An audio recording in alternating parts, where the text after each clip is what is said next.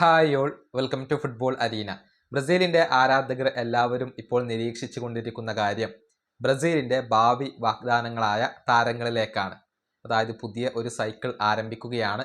Carlo Ancelotti ഏതൊക്കെ യുവ പ്രതിഭകളെ തൻ്റെ ടീമിലേക്ക് കൊണ്ടുവരും എന്നുള്ളതാണ് ആരാധകർ ഉറ്റുനോക്കുന്ന കാര്യം. അത്തരത്തിൽ പരിഗണിക്കപ്പെടാൻ സാധ്യതയുള്ള ഒരു താരമാണ് കെവിൻ.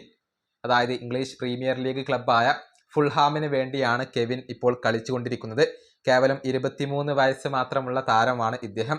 കഴിഞ്ഞ സീസണിൽ പ്രീമിയർ ലീഗിൽ ഫുൾഹാമിന് വേണ്ടി 26 മത്സരങ്ങൾ ഇദ്ദേഹം കളിച്ചിട്ടുണ്ട്. പക്ഷേ 9 മത്സരങ്ങളിൽ മാത്രമാണ് സ്റ്റാർട്ട് ചെയ്തിട്ടുള്ളത്.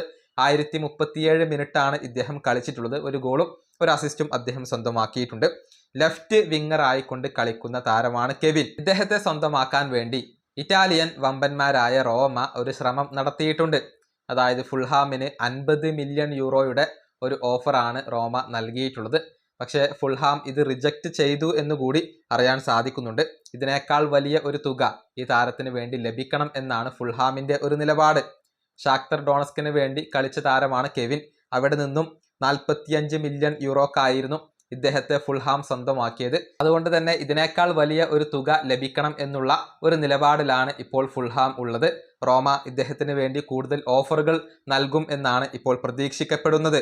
ബ്രസീലിന്റെ അണ്ടർ 20 ടീമിന് വേണ്ടി 5 മത്സരങ്ങൾ കളിച്ച ഒരു താരം കൂടിയാണ് ഇദ്ദേഹം.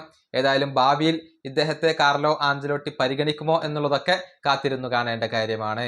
ഈ വീഡിയോ അവസാനിപ്പിക്കുന്നു. അടുത്തൊരു വീഡിയോ കാണാം.